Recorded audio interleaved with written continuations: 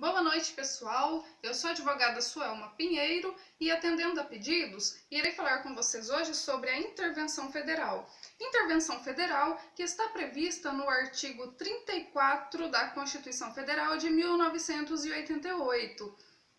O caput do artigo 34 é a nossa regra geral, que diz que a União Federal não intervirá nos estados nem no Distrito Federal. Então essa é a nossa regra geral, que é a não intervenção.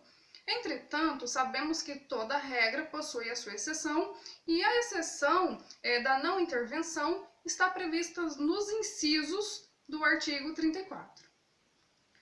A intervenção federal será decretada para manter a integridade nacional, repelir invasão estrangeira ou de uma unidade da federação por outra, para por termo grave comprometimento da ordem pública, garantir o livre exercício de qualquer dos poderes nas unidades da federação, para promover a execução de lei federal, ordem ou decisão judicial, para reorganizar as finanças da unidade da federação que suspender o pagamento da dívida fundada por mais de 2 anos consecutivos, salvo motivo de força maior, ou deixar de entregar aos municípios receitas tributárias fixadas na Constituição dentro dos prazos estabelecidos em lei, e ainda para assegurar a observância dos princípios constitucionais discriminados na Constituição Federal, que são aqueles contidos no inciso 7, nas alíneas A, B, C, D e E do artigo 34 da Constituição. Tem alguns requisitos importantes aí que nós devemos saber, como, por exemplo, que a competência para decretar a intervenção federal é exclusiva do presidente da República e que o presidente deverá fazer por meio de um decreto, de um ato administrativo, e que esse decreto ele deve conter a especificação da amplitude, o prazo e as condições da vigência da intervenção. Cabendo ao presidente da República, sendo o caso, nomear o interventor. Esse interventor será uma pessoa responsável para operacionalizar a intervenção. E lembrando ainda que durante a vigência da intervenção, durante a vigência desse decreto de intervenção, as autoridades poderão ser afastadas de seus cargos. E o presidente da República, antes da vigência do decreto, ele deverá ouvir o Conselho da República e o Conselho da Defesa Nacional. É isso mesmo, ele deverá ouvir o Conselho da República e o Conselho da Defesa Nacional. Entretanto, esses conselhos não vinculam o presidente da República, eles servem tão somente para auxiliar na tomada de decisão do presidente. Mas o presidente deverá ouvi-los, tá, gente? E nós temos aí 4 espécies de intervenção federal. Nós temos a intervenção espontânea, nós temos a intervenção federal provocada por solicitação, a intervenção provocada por requisição e a intervenção por manifestação do STF. Vou explicar para vocês.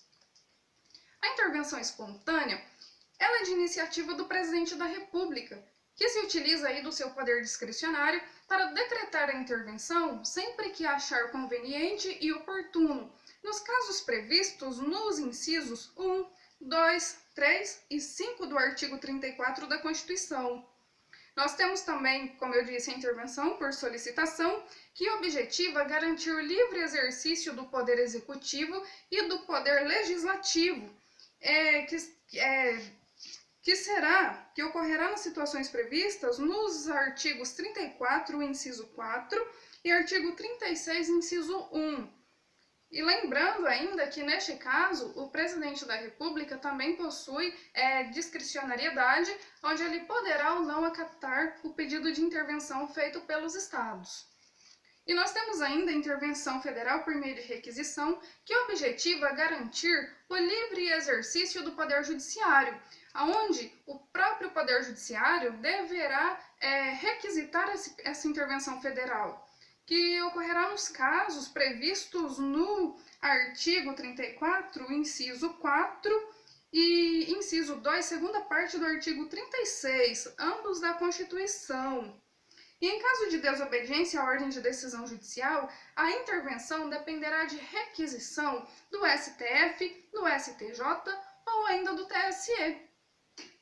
E a intervenção provocada por manifestação do STF é aquela que dependerá de provimento de representação, ou seja, a intervenção ocorrerá somente após a provocação do Poder Judiciário. Lembrando que a competência para provocar o Poder Judiciário é do Procurador-Geral da República, que deverá fazê-lo por meio da ação direta de inconstitucionalidade interventiva.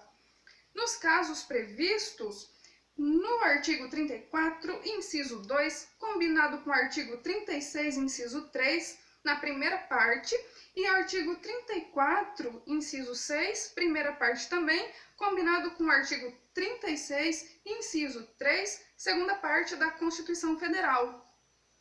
Lembrando ainda que nós temos o chamado controle político. Controle político porque dentro do prazo de até 24 horas, o presidente deverá encaminhar ao Congresso para análise a fim de ser aprovado ou rejeitado esse decreto.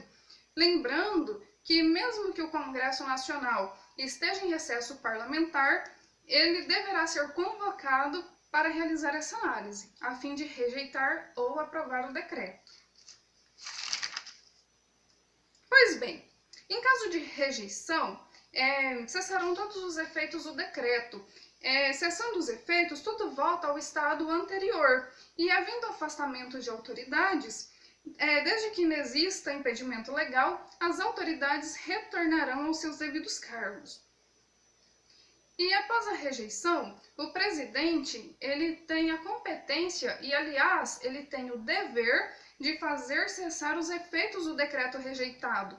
E se o presidente não o fizer, ele poderá responder pelo crime de responsabilidade.